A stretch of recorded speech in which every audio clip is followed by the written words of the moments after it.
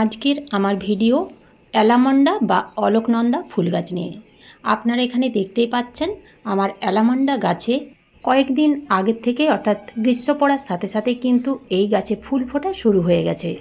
যদি আপনাদের এখনও অলকনন্দা বা অ্যালামন্ডা গাছের গ্রোথ একেবারেই হচ্ছে না বা গাছে কুড়ি আসছে না বা ফুল ফুটছে না, তাহলে এই এপ্রিল মাসে গাছের মাটিতে আপনারা কি কি খাবার প্রয়োগ করবেন, যে খাবার প্রয়োগ করলে আপনাদের অ্যালামন্ডা গাছের গ্রোথ সুন্দর হবে এবং গাছে প্রচুর পরিমাণে কুড়ি আসবে এবং ফুল ফুটবে।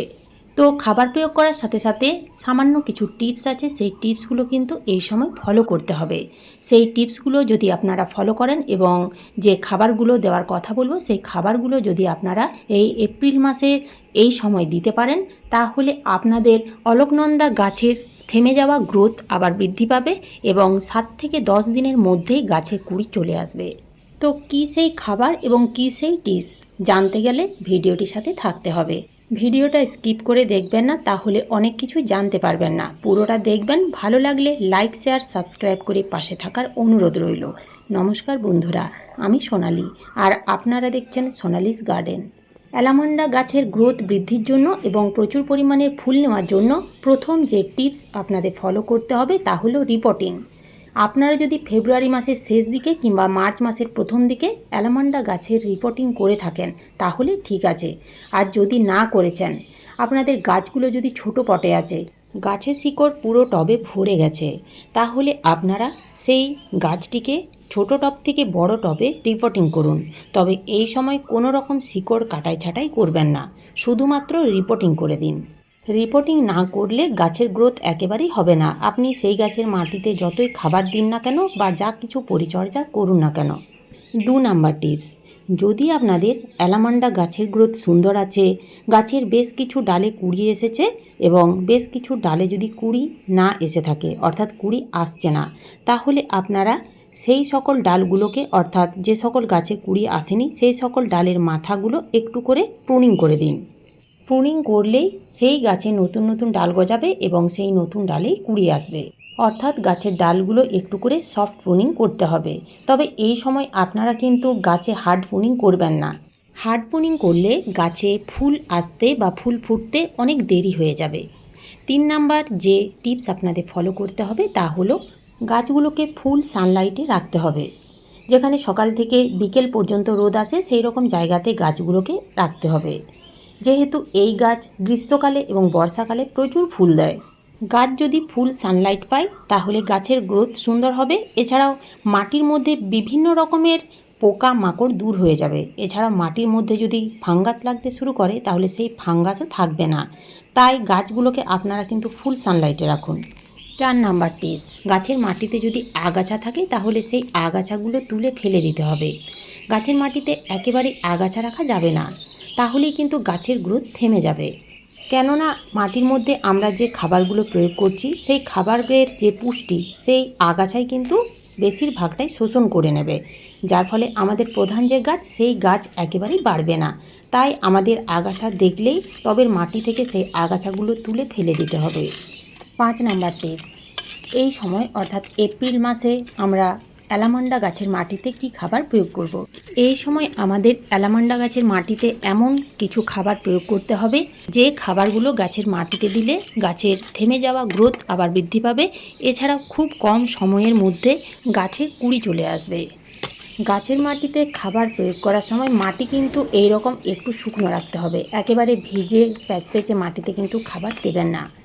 তো খাবার দেওয়ার আগে মাটি আলগা করে খুশে নিতে হবে, তারপরে গাছের মাটিতে খাবার প্রয়োগ করব। এবং উপর দিকে বেশ কিছু মাটি এইভাবে তুলে রাখতে হবে। তো আজকে আমি 10 ইঞ্চি টবের মাটিতে যে খাবার প্রয়োগ করব সেটাই বলে দিচ্ছি। প্রথমে যে খাবার প্রয়োগ করতে হবে তা হলো গাছের বেসিক খাবার, পুরনো গোবর সার, অর্থাৎ 1 বছরের পুরনো গোবর সার নিতে হবে। 2 থেকে আড়াই মুঠো দিতে হবে পুরনো গোবর সার। গোবর সারে আছে গাছের প্রয়োজনীয় বিভিন্ন উপাদান এবং পুষ্টি। এই গোবর সারে আছে গাছের প্রধান খাবার nitrogen, phosphorus, potassium, calcium, magnesium, sulphur প্রভৃতি। গোবর সারের পরিবর্তে আপনারা ভার্মি কম্পোস্ট দিতে পারেন। এছাড়াও আরও এই কয়েকটা খাবার গাছের মাটিতে এই সময় কিন্তু দিতেই হবে। এই খাবারগুলোর মধ্যে নিয়েছি 10 থেকে 12 ইঞ্চি টবের জন্য 1 চামচ সর্ষের গুঁড়ো খোল, 1 চামচ নিম খোল, নিম খোলের পরিবর্তে নিম পাতা গুঁড়ো ব্যবহার করা যাবে। তার সাথে নিয়েছি 1 চামচ লাল পটাশ, 1 চামচ অনুখাদ্য। কেমিক্যাল পটাশ সারের পরিবর্তে আপনারা পাকা কলার খোসা ছোট ছোট টুকরো করে রোদ্রে শুকিয়ে গুঁড়ো করেও গাছে ব্যবহার করতে পারেন। সেক্ষেত্রে নিতে হবে 2 থেকে 3 চামচ। 1 চামচ নিতে হবে হাড় গুঁড়ো কিংবা ডিমের খোসা গুঁড়ো। অনেকে হাড় গুঁড়ো কিংবা ডিমের খোসা ব্যবহার করতে চান না, তাই হাড় গুঁড়োর পরিবর্তে কেমিক্যাল সার এসএসপি অর্থাৎ সিঙ্গেল সুপার ফসফেট 1 চামচ গাছের মাটিতে দিতে পারেন। ডিমের খোসা যদি গাছের মাটিতে দিতে চান তাহলে ডিমের খোসা কখনোই বড় বড় টুকরো করে দেওয়া উচিত নয়। যখনই আপনারা গাছের মাটিতে ব্যবহার করবেন, গুঁড়ো করে পাউডার বানিয়ে তারপরেই ব্যবহার করবেন। এতে খুব সহজে ডিকম্পোস্ট হয়ে যায়। ডিমের খোসায় প্রচুর পরিমাণে প্রোটিন এবং ক্যালসিয়াম পাওয়া যায়। এতে magnesium, sulphur, boron, copper, iron, silicon ছাড়াও বিভিন্ন পুষ্টিগুণ থাকে, যা আমাদের গাছের জন্য এবং গাছের গ্রোথের জন্য খুব ভালো কাজ করে। প্রত্যেকটা খাবার ভালো করে মিশিয়ে এই রকম টবের কিনারা বেয়ে ছড়িয়ে দিতে হবে। তারপরে মাটি দিয়ে সেই খাবার ঢেকে দিতে হবে। এরপরে দিতে হবে 1 লিটার জলে 1 গ্রাম হিউমিক অ্যাসিড। ভালো করে গুলে নিয়ে টবের মাটিতে দিয়ে দিতে হবে। এই হিউমিক অ্যাসিডগুলা জল গাছের মাটিতে দিলে মাটিকে উর্বর করে তোলে, শিকড় বৃদ্ধিতে ও মূলের গ্রোথ তৈরি করে, খাদ্য উৎপাদন ক্ষমতা বাড়িয়ে তোলে, গাছকে ভেতর থেকে শক্তিশালী করে তোলে। এছাড়াও ফুলের সংখ্যা বাড়াতে সাহায্য করে। অনুখাদ্য গাছের মাটিতে না দিয়ে গাছে স্প্রে করতে পারেন। সেক্ষেত্রে এই খাবার দেওয়ার 4 থেকে 5 দিন অন্তর এই লিকুইড অনুখাদ্য স্প্রে করতে পারেন। তো আপনারা বায়োভিটা এক্স ব্যবহার করতে পারেন কিংবা অ্যাগ্রোমিন গোল্ড ব্যবহার করতে পারেন।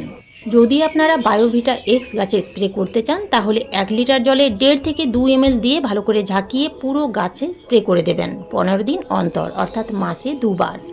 এই প্রত্যেকটা খাবার এই সময় অর্থাৎ এপ্রিল মাসে অ্যালামন্ডা গাছের মাটিতে দিতেই হবে। এছাড়াও নিয়ম করে কীটনাশক স্প্রে করতে হবে।